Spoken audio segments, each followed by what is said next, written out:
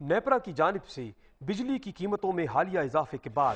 100 unit تک ماہانہ بجلی استعمال کرنے والے صارفین کو 8.70 روپے فی یونٹ ادائیگی کرنا ہوگی۔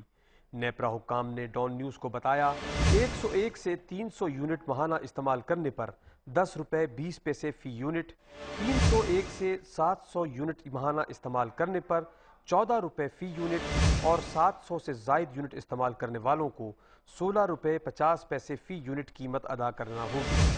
فی یونٹ یہ اضافہ 16% جنرل سیل ٹیکس کے علاوہ ہے۔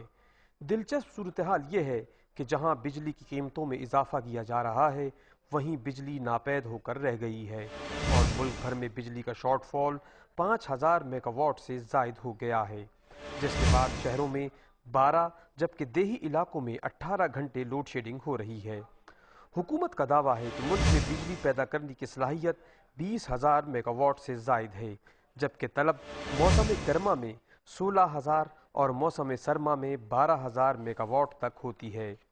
بجلی کی بڑھتی لوڈ شیڈنگ نے عوام کو خوف زدہ کرنا شروع کر دیا ہے اور وہ سوچنے پر مجبور ہو گئے ہیں کہ جب بجلی میسر ہی نہیں تو اس کی قیمتوں میں اضافہ کیا معنی رکھتا ہے۔